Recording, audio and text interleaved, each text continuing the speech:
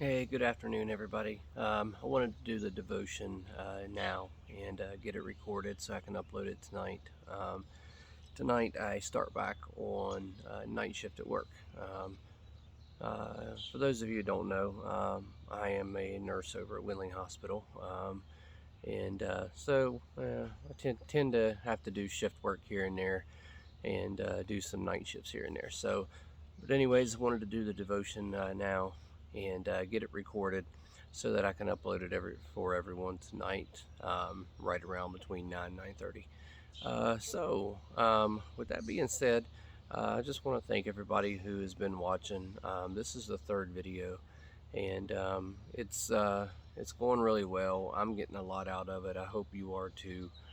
And like I said, I hope we can just keep doing this, continue to lift each other up. And as always, while you're at the page, go ahead and hit the subscribe button, hit the like button, and also click on the little notification bell, and you will get notified whenever we go live and have new videos that are up. So without further ado, so yesterday's devotion was titled Waiting on God's time, or God's perfect timing. And we're kind of going to add a little bit to that today, and with the title of this one being Walk, Don't Run. So this devotion comes from a gentleman named David Timms. I do not know David Timms. I just came across his devotion today and really enjoyed it. So I'm going to share it with each and every one of you guys. So let's just get into it, okay? So it says, as a kid, my mother sometimes told me, walk, don't run, especially if I was carrying scissors. It was good advice, not just for those dangerous moments, but for all of life. A few years ago, when Dr. Jackson stepped into the presidency at William Jessup University, a mentor/friend advised him in his first year to run as fast as he could, and in the second year, run faster. That advice reflects our culture. Speed is everything, and faster is better. But it typically leads to death, not life.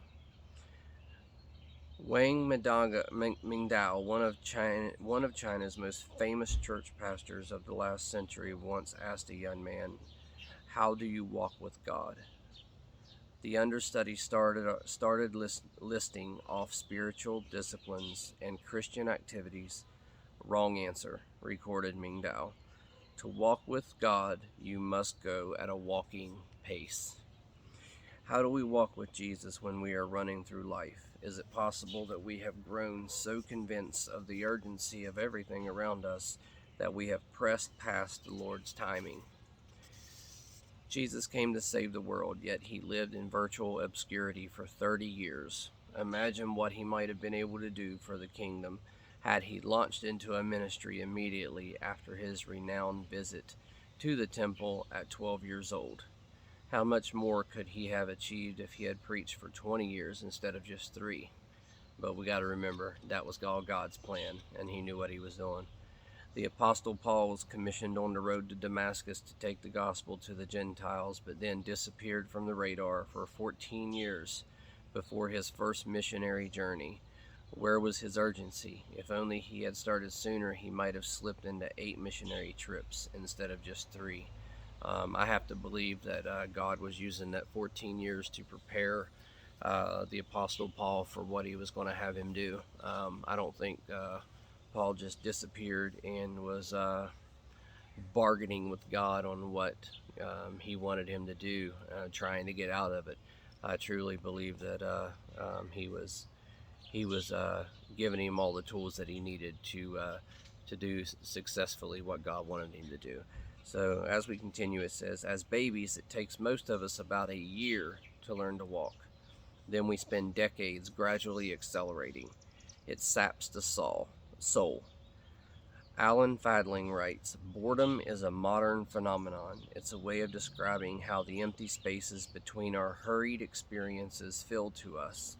Souls in chaos not only do not rest, they cannot rest. Walk, don't run It will require a ruthless examination of our lives. It will emerge only from a purging and a refocusing. It will mean no as much as yes in our lives. Truth be told, our busyness flows more from insecurity than obedience. A return to walking will require reordering and reprioritizing. Only some people have the courage to go there, but it's where we meet Jesus. So, run or walk, don't run. It's quite a lesson. And this can go for us as Christians, it can go for those of you who may not know Christ. Um, we need to take a step back. We need to, as Christians, we need to take a step back and not rush into something. Wait for God to speak to us and tell us that this is what I want you to do. Make sure there is no doubt in your mind what God is calling you to do.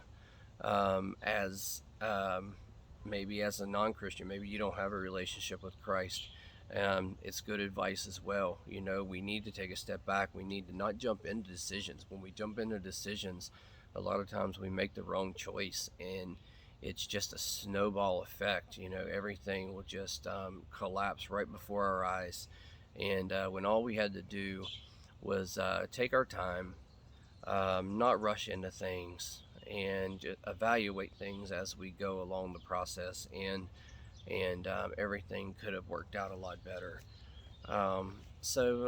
Anyways, thank you guys for listening today. I hope all of us choose to slow down our lives. We live in a very busy world nowadays. Slow down. Think about everything around you. I mean, it's a beautiful day out here today, and I couldn't think of a better place to do this than in my backyard. And it's just so nice to just slow down, look at the world around you, and look at the beauty that is God in everything around you. Everyone have a great day. I hope you enjoyed this today. If you have any comments, please leave them in the comments section. Like I said at the beginning of the video, don't forget to subscribe, like the video, and hit the notification bell to be notified for any upcoming videos. Hope everyone has a great day, and I will see you guys tomorrow.